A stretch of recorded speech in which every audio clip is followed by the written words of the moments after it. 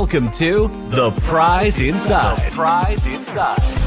A chiropractor's journey in everyday holistic health and vitality. Here, your host, Dr. Jeremy Myers, delves into the remarkable journeys of everyday people who have embraced the path to health and healing.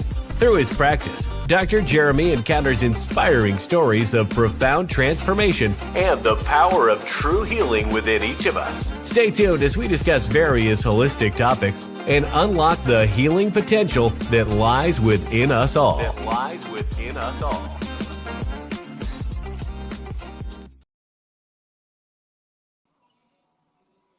And here we go. Welcome, everybody. Welcome to The Prize Inside. Whole Health Weekly. This is when we do articles of holistic health and, those kind of things. But I have a special guest tonight. My special guest is Mary Trupiano.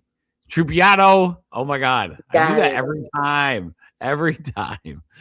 Mary, I've known Mary a long time. We got to see some really cool health. Well, I wouldn't say they were cool at the time, I'm sure. But she went through some major health stuff. And for my entire career, I've been so impressed with what she went through and how she did it. And so that's what tonight is all about. So thank you, Mary, for doing this. I appreciate it. Well, I'm excited. I've never done anything like this before, so we'll see where it goes. I know. Well, I got to tell you a story before we start to just kind of loosen it all up. So our mutual friend, Susie, brought her and Dick decided to bring us a rooster. Okay. So we have 7 chickens and they had an extra rooster. So she kept texting me these beautiful pictures of this rooster. And I'm not sure. I'm like new at chickens like the last 2 years. I'm like, I don't know what I'm going to do with this rooster. And this sucker, we're calling him Sheldon. That's his name for Sheldon. And then it's huge. It's this big monster. But it's pretty cool. Yeah. He's beautiful though. He's a beautiful one. But we've introduced him. So he's getting to know his flock there. So it's very funny. So far we're having a lot of good noises though. It's pretty cool. It's like we didn't have that before. So now we have the cock-a-doodle-doo all the time, which is perfect. No, it's good. It's good. Oh, good. Yeah, I'm okay. They're not close enough to any neighbors or anything that like he'll be fine. Right. So are you going to have babies? I think that's I don't know. It was like, I'm guessing yes. Somebody told me you got to get the eggs like quickly, so that you don't end up having babies if you don't want them, but you can. But then don't the chickens just sit on them? Right. And then they have but that farm fresh egg thing. Oh, it's like my favorite. There's not much better than the farm fresh stuff, So yeah. But yeah, so tonight is about just kind of talking about kind of your health adventure, I would like to call it. With the first time I meet you, it's just the normal chiropractic stuff. And then you go through some major things, right? And then I want you to tell the audience about those. But then the recovery is what I want to go into. So tonight I want you to kind of just talk about that a little bit, the inspiring portion of like what you went through as far as like all the health challenges. And then we can start on the awesome part that I was impressed with. So when did it start? When you had talk to us about like what happened to you first in that. Well, actually I was born on a farm in Iowa and has 6 siblings. And thank God my parents treated all of us the same. We all had chores to do. We all got along because that's all we had was each other. So I think them treating me the same as everybody else made all the difference. I never have been able to carry a glass of water in one hand a full glass without spilling it. And, I just thought, oh, that's one of those things. And all these things kept coming up that my sister and brother could do that I couldn't do. And I tried walking on things that they had walked on, and I would spend hours walking on this cow feeder trying for my balance, and I couldn't do it and didn't think anything of it. But I always had balance and coordination problems. And then they started to get a little stronger with age, but it never stopped me from, I jumped out of an airplane. I went, I was parasailing and hang gliding and all these things, thinking if I can do that, I can do anything. And then I got married and we had just a regular life going. I was in a car accident with a Brinks money truck, and my head hit the windshield. So they suggested I have a CAT scan. And that's when they found out that my cerebellum wasn't like everybody else's. And I still didn't have any problems at all. And then I had a baby, and that happened in 86. And then in 89, Anna was like 9 months old, and I had a brain bleed, and it affected my speech. And I went to a neurologist in Kalamazoo, and he, honest to God, he was like a good guy. I think he was overstressed, but he told me there was 80% chance that I would die on an operating table, but I had to have surgery, and he was going on vacation the next week. So I was like dying, thinking, oh no, I have this little baby. What's going to happen? And they couldn't answer any questions, and my speech was all wacky. But I started to feel like I was getting a little better. And my mother-in-law read in Reader's Digest about this doctor in Chicago who did laser surgery. It was a new thing. Like that was in 89, I guess. So we called him, and she said, we never have openings, but somebody just canceled. Can you come in tomorrow? So I took all the scans that I had and went in, and I said, I really kind of think I'm getting better. And they had this whole team of doctors that went around, and whatever it was, I had a bleed, but it healed itself. But by healing itself, it caused a stroke, and that's what affected my speech. And then, my speech did get better, except when I'm tired, I slur. When I drink too much beer, I slur. But it was some artery behind my cerebellum, but I didn't want him to do anything. So I've never taken any drugs or anything for it, not even aspirin. I never had a headache through any of it. And then I had cancer a couple of times. And then in 2010, I had another brain bleed, and it affected the way I walked.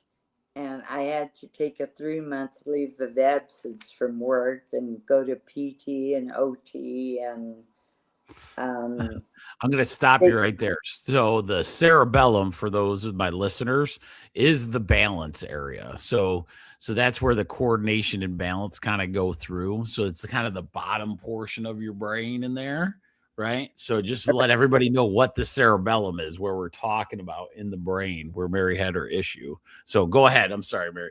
Keep going.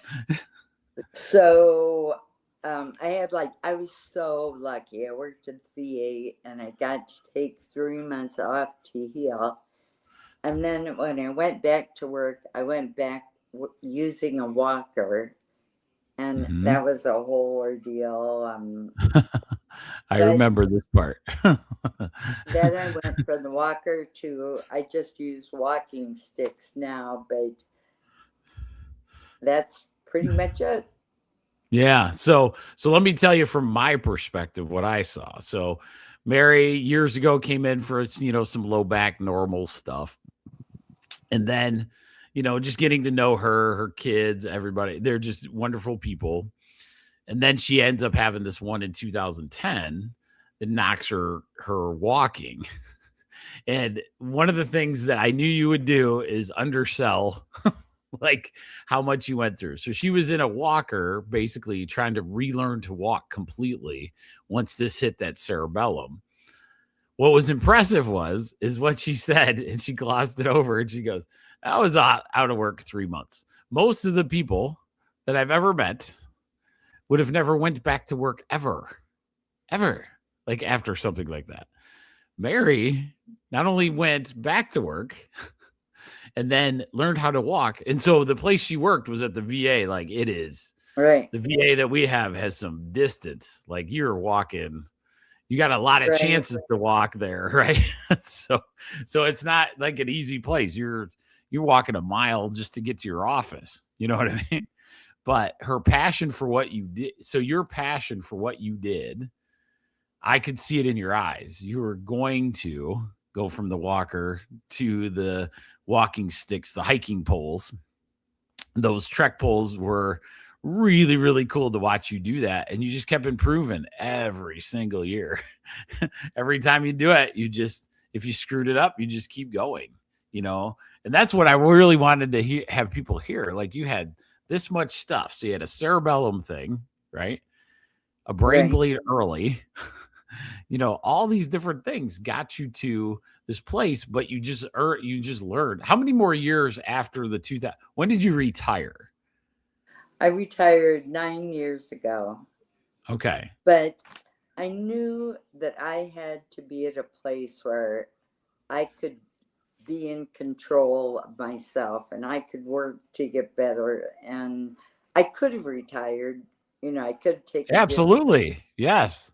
But I knew that for me to be happy, I had to be at a place in my life that I could get around and I could be on my own without having somebody watching over me or exactly right in different directions. And that cerebellum thing, like my eyes are kind of getting worse now too.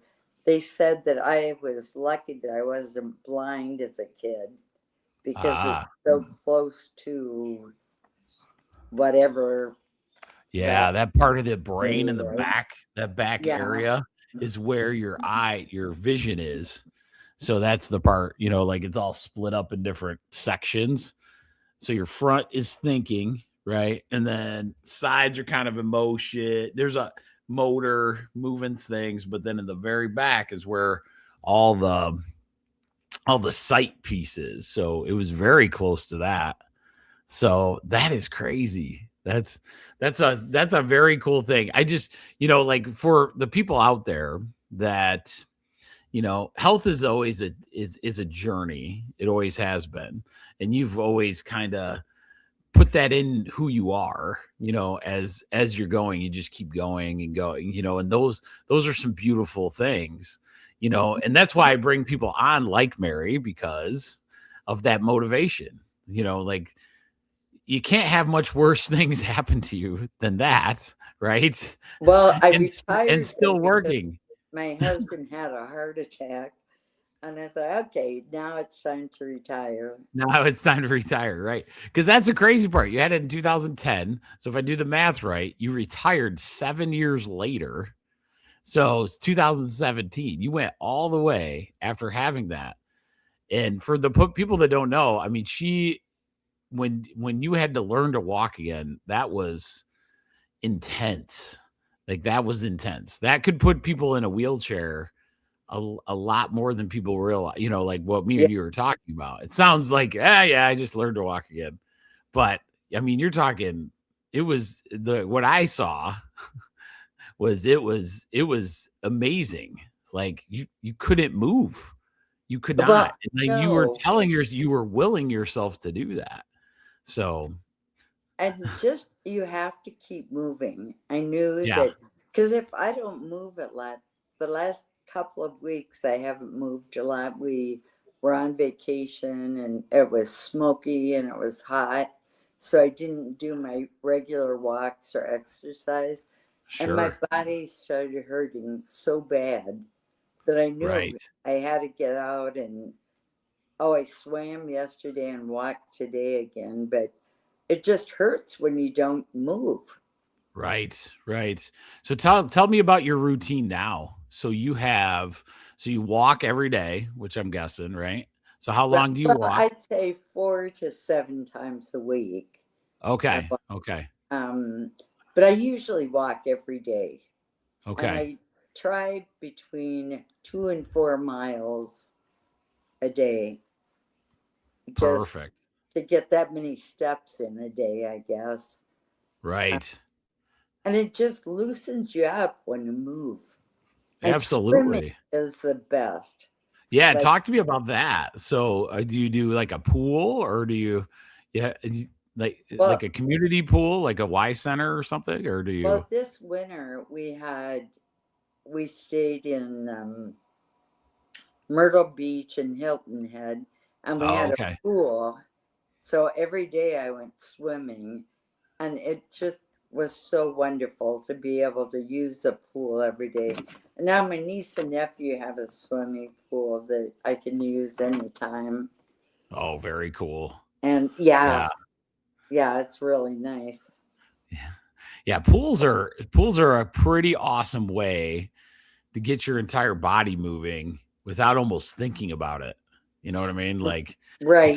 it's so relaxing and it's going and all of a sudden your feet and your knees are moving and you're like the whole thing is moving in that same it's just amazing. It's And the like Wise Center has a really good program. I did yeah, that yeah.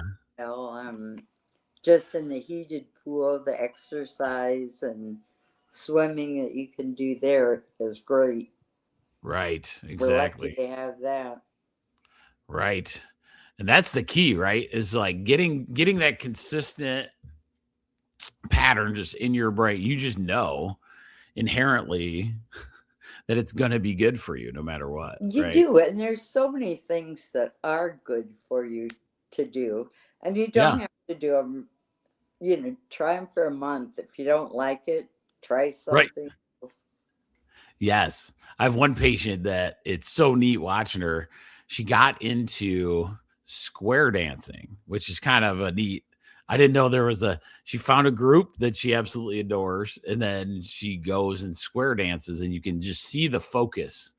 Now she's just moving so much better than she was, before Oh, that. And I always think that that is is a so good neat. exercise. Yeah. But like you said, if you got to find the stuff you really, really like, right? Right. And Yeah. like the library offered a Tai Chi program, and Oh, yeah. that was really neat to go to. The county offered a Tai Chi program, and I went there, but I do better on individual Sure. exercise than Right. group. Yep. I agree with that. So yeah, and that's the other thing you got to figure out. Sometimes a lot of people are group people. Some people you just got to do it yourself. For me, I had to build a bar, like build a barn with a gym in it because if I didn't, I would talk to everybody in the gym and I would not do the actual exercise. I knew that about me right away. It had nothing to do with the gym. They're beautiful. But the moment I don't have to work out and like I have, let's say Mary was over there, I'm going to talk to you the entire time and not do Yeah, what I was supposed to over here. That was my problem. I kept that's running into that. I'm like, why is this 20-minute exercise taking me 4 hours to do? I was like, that can man, happen. That it can happen. does. And when It I does. was working during our lunch hour, the director was phenomenal, but she encouraged people to work out during their lunch hour. Yeah. And there was a walking program, I think once a week, that you walked around the VA, and Things like that just make such a difference if you join them. Absolutely. So what did you do? So let's talk about that. What did you do at the VA? Because knowing you were always super passionate about whatever you do. You know what I mean? Well, I was And a so recreation therapist there. really, And oh, that's yeah, cool. so Yeah, it was a great job. I loved it. I loved working with veterans, and some great people there. yeah. And that's what Right. matters too, right? One of the Oh, motivating factors was, getting back to work at something you loved doing, right?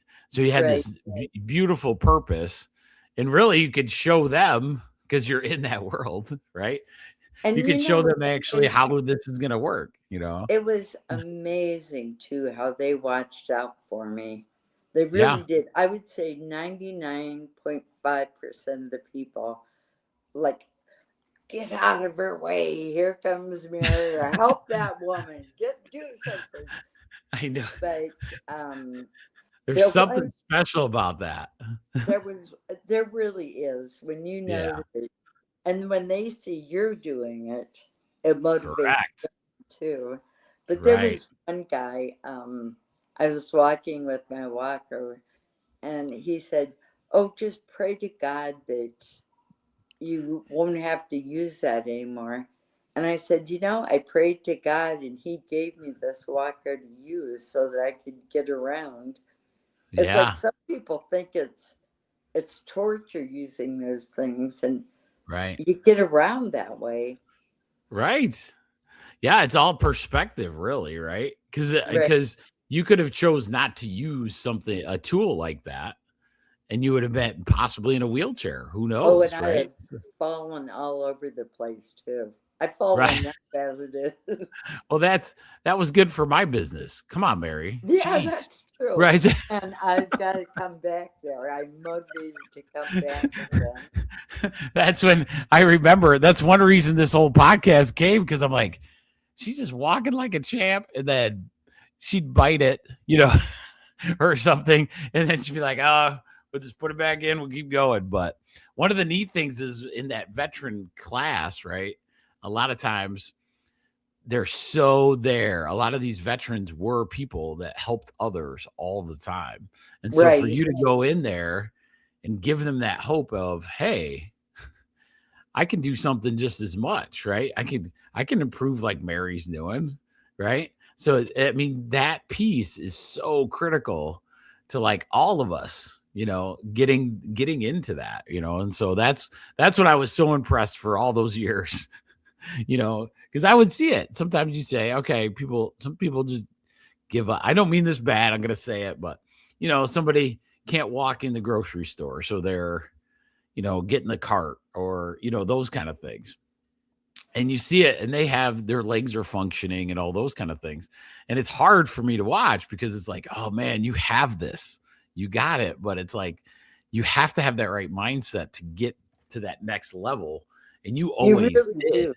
Yeah, you always did. You had no question about it.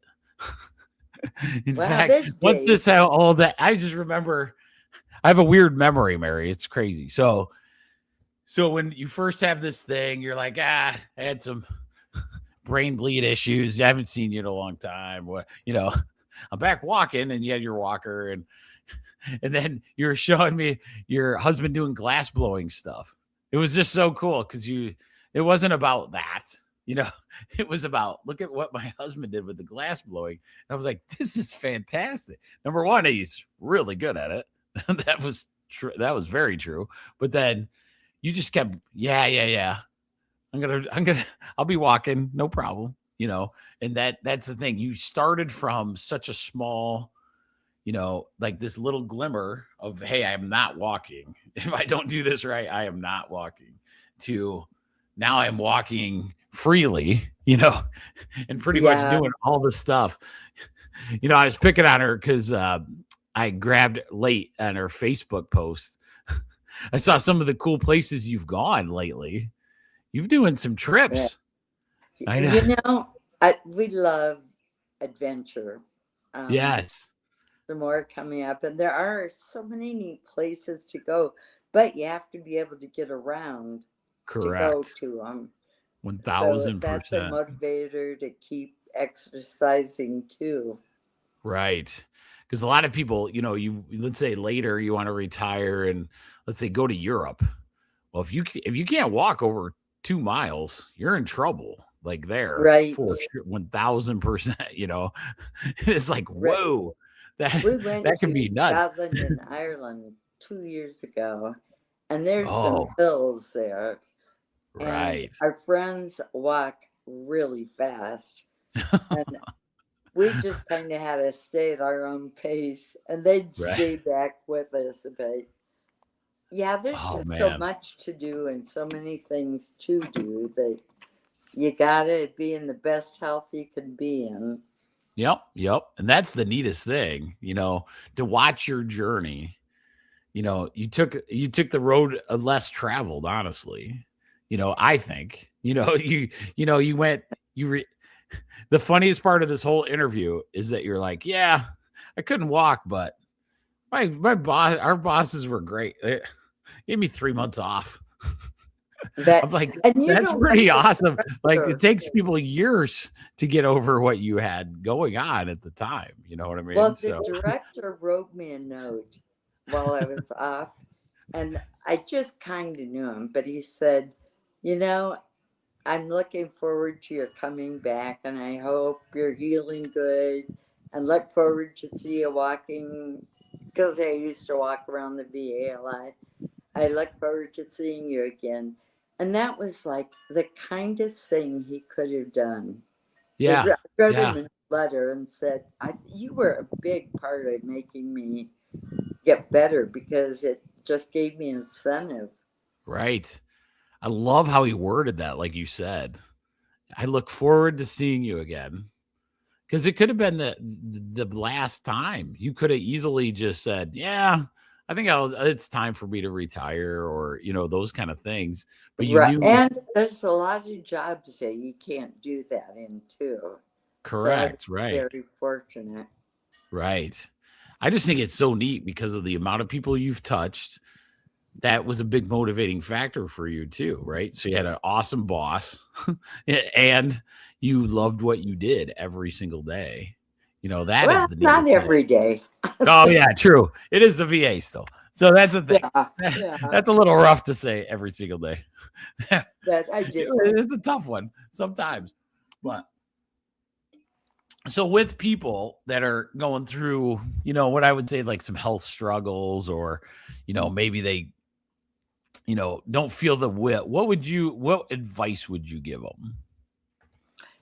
Don't give up. I really had to crawl to get places sometimes, but if you give up, you really, you just can't stay immobile for long without losing muscle mass and losing motivation. Because you know how it is. Once you sit, it's easy to sit. It is. We were just talking about this. I have a friend that's about my age. And, I've been in it, 26 years and he's getting up there. He's probably worked at this factory for about 29, 30 years already. And me and him look at each other like, it doesn't feel like 30 years have passed at all, and he's like, and we both go, I don't know if I'm going to retire ever. He said that to me. And I go, well, why? He goes, I don't trust myself to not sit on the couch, Jeremy. The Lions come on Sunday. There's always something that you could just sit on the couch and never move again. He's like, I'm petrified. I was like, I agree with that. Retirement is great. I highly recommend it. Yeah, I agree with that 1000%. The biggest thing is just making sure that that life is that movement. No matter even if you retire, that's the key. It always has been. Right? It is. You can get, I think, too caught up in volunteering and doing everything for other people, but you have to make sure you get your exercise and you get things in that you like to do too. Right. And that's a big one for my parents, my young parents out there. A lot of times they'll put that put all the kids stuff in front of their own health, health and wellness, which is normal. All of us did it. But but the thing is like, if you can keep that focus, you can really, grow up in a healthier way, and You so really can. yeah, you can. Absolutely. Cause you dealt with a lot of VA, some major injuries, a lot of the people Right. you were right. And so it's like the ones that, to see some of the miracles you probably got to see too, kind of helps you know what you can get through. You know what I It mean? really does. And I worked with special needs people for like 4 years. And Okay. it gives you perspective on things that Sure. you see. You're really fortunate to be able to walk and to move and do what you want to do and go where you want to go. Not everybody can. Right. Right. That gives me I might have to get my buddy Bart on Zoom too. He'd be a good motivator. I think he's about 56, just got knee surgery, keeps doing his lawns though, man. He is like a beast. Like so It does make a difference. he does. He's doing really good. So what else? So okay, so you a little bit more on you. What would you say your 3 core values that you live by? I know that's a crazy Well, question. as a therapist, really physical, social, mental, and spiritual activity, getting those Yeah, 4 things in your life right. are I agree with that. Making it simple like that too. Because you don't have to do all the alls, right? right. Physical, social. What did you say? Physical, Social, m- social, mental, mental, and spiritual. spiritual. There it is. That's amazing. That's absolutely amazing. So, Really, if you just get something going in each of those areas, yeah, your life is good. right. Exactly. Such a beautiful thing. And then the last thing I'll do is, do you have an optimistic quote? Uh, I think It's live okay your if you best don't. life. Just, Yeah. we're all different.